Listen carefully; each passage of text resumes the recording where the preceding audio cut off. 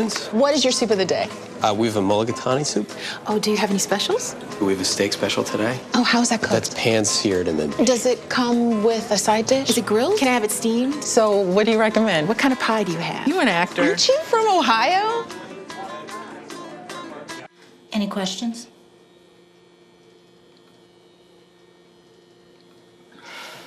Ask questions. For the 10 questions everyone should know, go to ahrq.gov.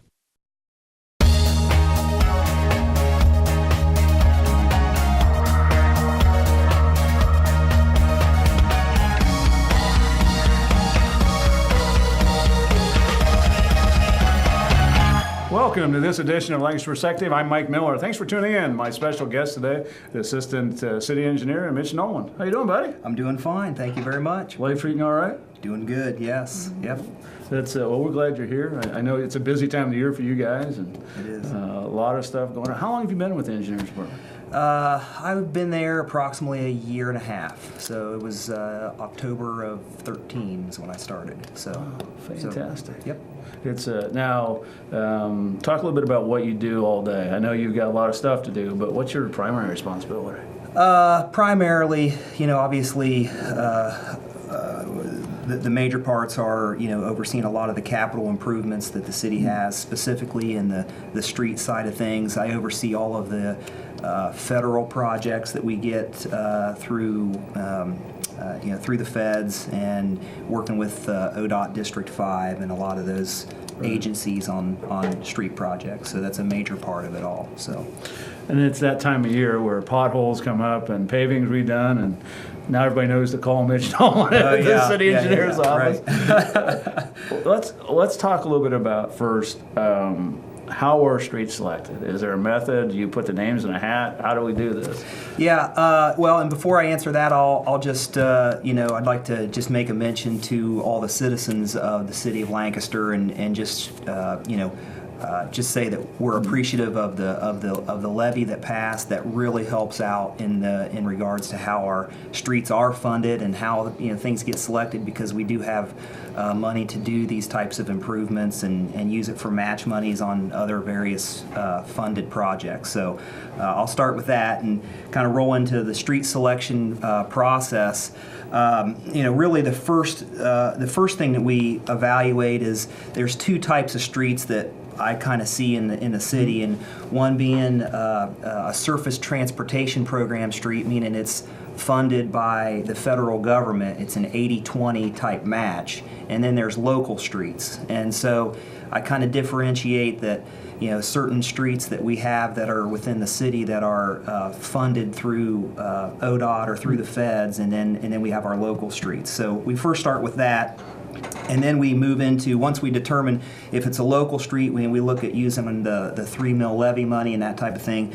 We do an analysis called an ADT analysis, which is average daily traffic. I don't know if citizens have been out on the streets and they see those tubes that go across the street, or there's these like little mechanisms that go right between the wheel wells type of thing, and essentially we're taking counts of traffic on that street and figuring out how much average daily traffic there is. So that's kind of the first analysis that we do. And then that kind of gives us what types of streets are the highest traveled streets.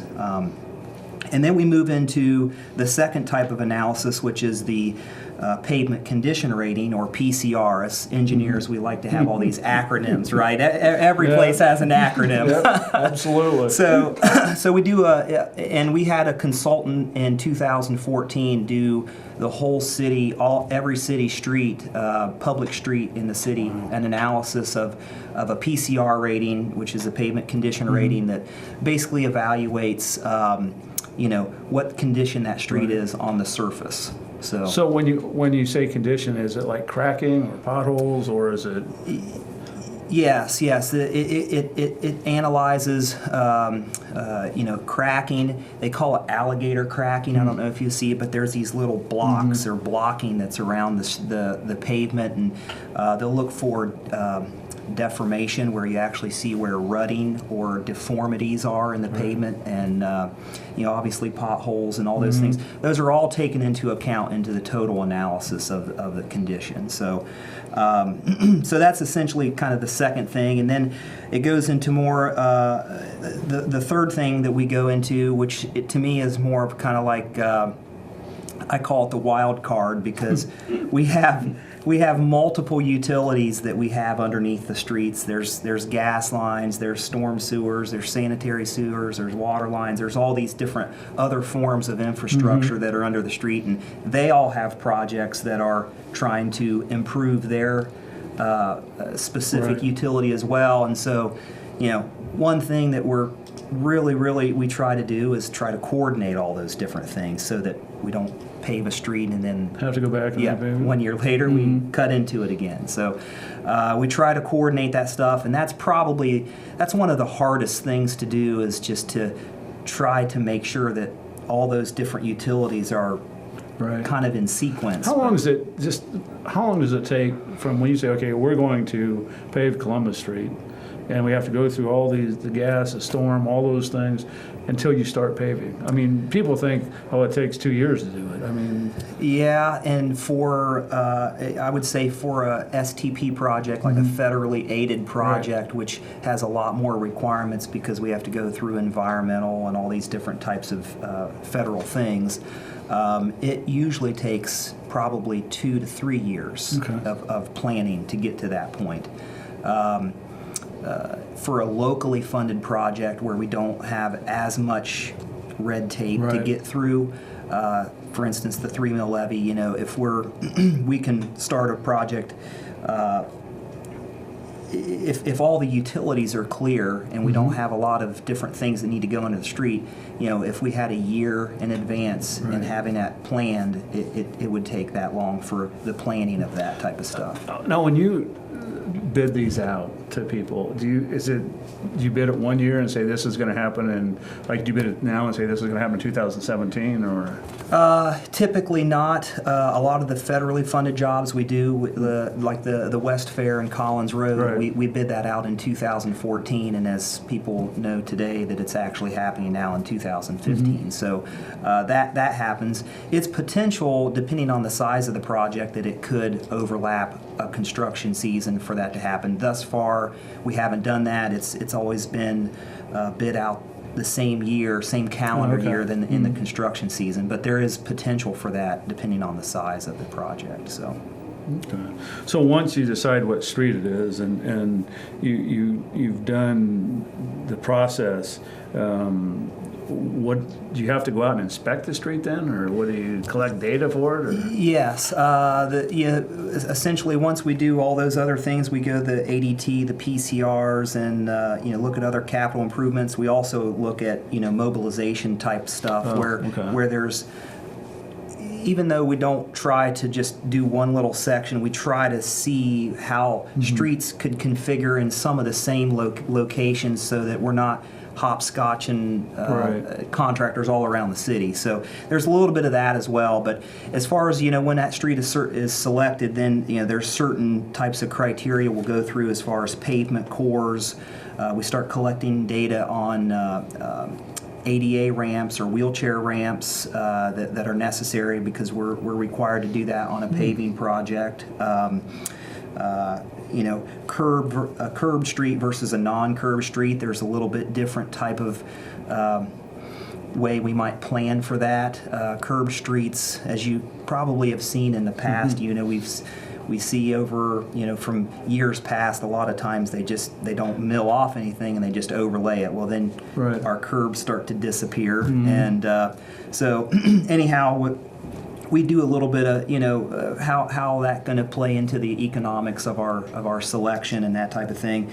And then a big thing is actually, percentage of trucks. And I try to stress to people, really cars on a street really doesn't degrade the street. It's the trucks that really hurt the streets. And, as a really rough measurement, one truck is, depending on the size of the truck and the weight of the truck and configuration of the axles, is about equivalent to 10,000 car passes. Oh So, my God. so if you have one like 80,000 pound truck, it's about 10,000 cars equivalency. So it's a big difference there. That's a huge difference. Yeah. Now, I know you pick the streets, you do all those things. You only have so many funds because there's local funds, and you talked earlier about government funds. Right. We have, for our STP streets that we have, which, ODOT has. You have to define what STP is. Yeah, sorry. Surface Transportation Program streets. The acronyms start to catch up with us here. The Surface Transportation Program streets, there's actually a map that was delineated by, we get it through ODOT District 5, that shows the functional classification. Functional classification meaning, like, is it a major arterial or minor arterial or principal, and all these different types of classifications. Well, the higher classification streets are considered STP streets, which we'll get the 80-20 match for. And currently the federal bill, we're a part of the 5 large cities, and you're probably gonna ask me what large cities those are, and I know it's like Zanesville and Marion and us and someone else. I can't remember all of them, but anyhow, we are allocated every year from the federal bill close to $500,000 per year towards surface transportation streets, and so we utilize those funds on those specific streets, and so we just have to come up with a 20% match to utilize those funds. So all the state route funding, or the state routes that were paved, the current Fair and Collins project, the up-and-coming project, the Pierce Fair intersection, those are all 80-20 streets. And so that funding, or that money that is allocated through the federal bill helps us.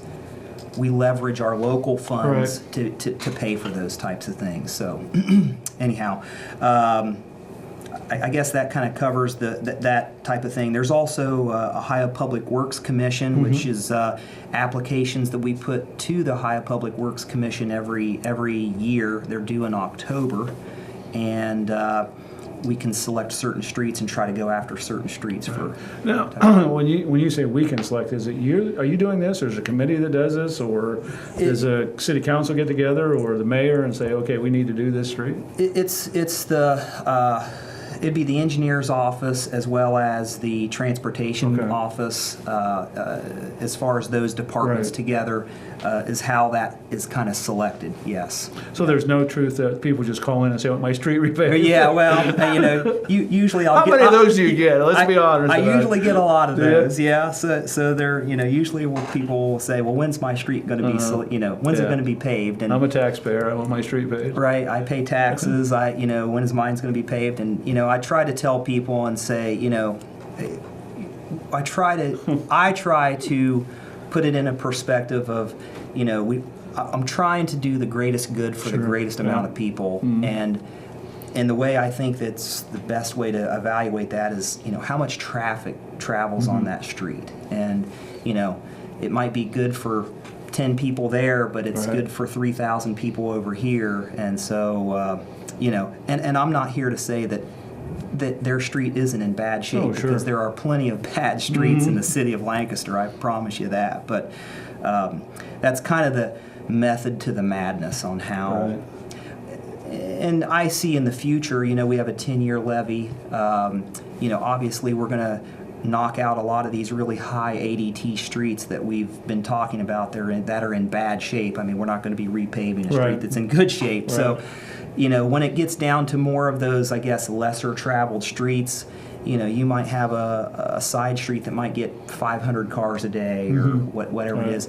Those types of things, I think when it gets into maybe the latter part of the levy, you'll be selecting portions of a subdivision or something like that is kind of how I foresee that. But again, we're in the infancy of the program, and so just trying to knock out some of those large major corridors of local streets is critical. So We're going to talk about projects going on in just a second, but people always talk about paving, maintenance, alley work.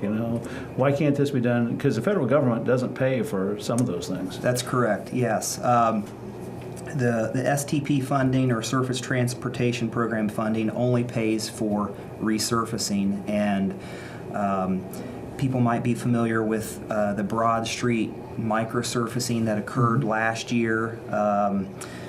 It ran from basically Main Street south towards, I think maybe Hamburg Road, somewhere in that neighborhood. I forget the actual limit there, but those types of microsurfacing or maintenance type treatments are not covered under our Right. under the federal allocation. So and then I guess alleys, I don't know if we want to talk about that a little bit, but when we were first diving into the alley analysis of how to get these alleys done, if you've ever driven the alleys in the city of Lancaster, it's a hodgepodge of different things. You've got brick alleys, and you have some that they almost look like dirt, and then there's some that are gravel and some that are paved, and there's different types of bases that are underneath them, and really these alleys were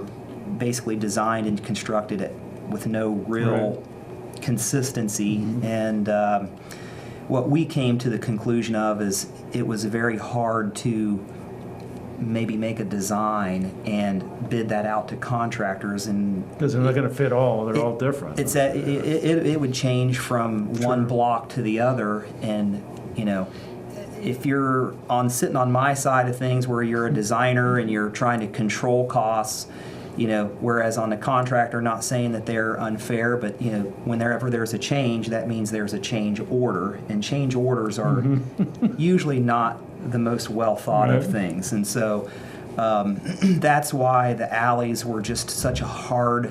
It was almost kind of like an amoeba. It just was hard to handle, and so that's why we've kind of gone towards the focus of doing that in-house, so we can control when what type of process we're going to do to each separate block. So. Now, there are a lot of projects going on right now. I think probably the biggest one, Fair Avenue. But talk a little bit about some of the current projects and the timetables be done or started. Or I'll just go through. Some of them will be street paving type stuff. Other ones will be maybe bridge projects and some sidewalk projects. But some of the stuff that's going on right now is obviously the Fair, West Fair, which would be from Memorial Drive to the railroad tracks right by Crown Cork and Seal there. That's all being resurfaced, and starting actually on Monday, they'll be starting their paving operation. So things are going to get really congested starting Monday again. So, and then Collins Road is another one that will be done in that project. And I just want to let viewers know that there's actually, Pierce and Fair intersection is actually a little bit, it's a separate project. So when they're paving, they're going to skip over this, they're going to skip over the intersection, but it's coming. It's coming it's actually coming this summer. So that project was bid out by ODOT, and it will be constructed later this year. So there's new paving and new curbing that's going in the intersection as well. It's just not completed with this project. And so those projects are going on, and then let's see here. There's a Safe Routes to School project that will be going on, and it will involve Eastwood Avenue starting at 6th over to East Fair. It's kind of for the Thomas Ewing kids that kind of walk that corridor. And then there's also, it also includes, there's James Road over near the Medill area have some sidewalks there, and then over on West Walnut where the new Gorsuch West Elementary is going on. So that is to be bid out June 4th by ODOT. So it's a lot to do. It's a lot of stuff to do. And then we have South Columbus Street Bridge, which is down by Ohio Mulch. Sure. We are in the current process of bidding that out here. We have bids opening on May 29th. Who bids? I mean, people from far away, or local people, or is this?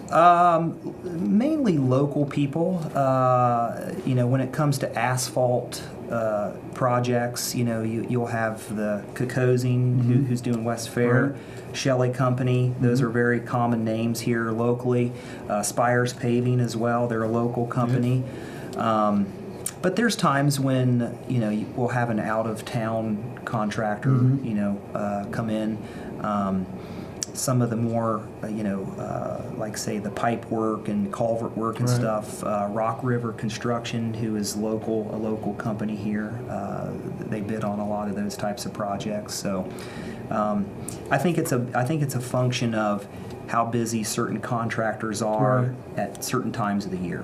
So There's some other street paving that you mentioned earlier about Rainbow and Wheeling and Marietta, and are those repaving or are those? okay, yeah, that'll be part of the 2015 paving program, which is the 3 mil levy program Right. that the citizens passed the levy in, I think it was spring of 2013. But those are happening this year. We actually have a pre-construction meeting with Shelley Company is the one who's going to be doing that, and we have a pre-construction meeting starting on. I think it's the 20th, next Wednesday, in regards to kind of a kickoff. It kind of allows our internal utilities and all of the city personnel to kind of get everything started and ready for that project. We talk about having utilities underneath the roadways.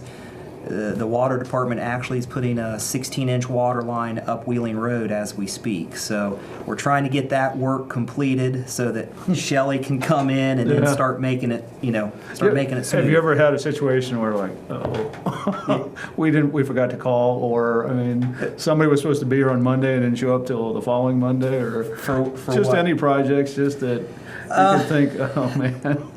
Yeah, I haven't been involved with that. Usually I try to make sure that we have good coordination between all of our different, whether it's the contractor or our different internal utilities. Try to make sure that communication is probably that's the biggest thing, is top priority is just communicating, knowing what other people are doing and how soon it's going to be done or how late and that type of thing. So But you talk to other cities and talk about new concept, boy, this is a new product out, or? We obviously we go to training seminars. ODOT has, they have a program, it's called LTAP, and I just know it as LTAP, but it's another acronym. Another okay? acronym. Engineers. But it's a learning tool where you can go to ODOT Central District office and they have these seminars. I would bet it almost seems like it's once a week. I get these different things that come through my email, and it's new products. It's something new that might be changing as far as how specifications are written, or another a big thing that we are always fighting is anyone who's been out there and they're driving streets, they always see this line, that's where the paving contractor, they do this, because the paver's only so wide, and then they have to go and do another line. Well, guess what? That seems to where everything always unravels, right? Because it's a cold joint. So, those types of things happen all over the United States, and so. How do we make that better? And no one has come up with a good solution, because there always has to be a cold joint, because we just can't pave the whole street at one time. So little things like that. There's always stuff where we're trying to solve different problems and different things that might be out there that we kind of different performance grade asphalts. They put man-made polymers or different things like that would maybe enhance the asphalt better. And does the cost stay the same pretty much year to year, or does it jump? Well, you would think that with gas prices down, you would think asphalt price, because it's it's an oil-based product. It just doesn't seem to work that way. You would think that it would drop, but it just doesn't do that for some reason. Whether or not that's the truth or not, I don't know. It seems to always increase every year, but only so much you can do. Yeah. So whenever we bid out a project, obviously we use previous year's numbers to help us estimate what it's going to cost. But we're always throwing some inflation numbers on there. Right, sure, So, yeah, absolutely. How many miles of street are there in Lancaster? there's approximately 200 Centerline miles. And what of is street. what is that? Well, I call them Centerline miles because if you know Main Street, Main Street's 4 lanes wide, maybe 5 lanes wide, or what what it might Depending be. who's driving, could be 6. Yeah, that's right. That's right. And so, that street, to me, that's an expensive street because that Centerline mile is surely different than Rainbow Drive because Rainbow Drive is only 2 lanes wide. So when I look at numbers, a lot of times I look at how many square yards there are rather than, a Centerline mile. For, I guess, a rough estimate, at least our 2014 paving and now our 2015 paving, we've been just in those 2 years where we've done those projects. I'm going to say we're roughly around a $1.2 million project, maybe a $1.3 million project. That gets us approximately 3 miles of roadway of resurfacing. Now that's resurfacing. So again, that all fluctuates with what you're actually doing to it, and how many wheelchair ramps does that include? Because that always inflates the cost as well, and how much utilities you're dealing with on a street. So, just as rough thinking, I kind of think of almost like a 3-mile program per year. I'm not going to say that that's what it will be, but that's kind of what it has been the past 2 years. So. Well, Mitch, it's been great having you here. We just have a few seconds left. To those people that want their street done now, what should they do? Call Mitch? Call Brian Kuhn? Call Mayor Smith? I have a person who calls me that just wants to know information, how these things work, and I'm more than willing to explain how those processes, get chosen, how to do that, and I'm more than willing to answer any questions. But right now we're just trying to work through the program and do as much as we can with what we have. Well, we appreciate you being here and giving us some information about the city streets paving and all the things that are going on. And I got to ask you again, you going out to watch your brother-in-law play tonight? Dan Neely plays with the Gearheads. That's right. That's right. Fat Cat Pizza tonight. Shout out to Dan Neely and the Gearheads. Good guy. Yep. Well, again, we appreciate you coming in on behalf of the crew. We just thanks again. I really enjoyed it. Yep. Thank you. Thanks for tuning in to this edition of Lancaster Perspective. I'm Mike Miller. And remember, until we meet again, let's make a difference.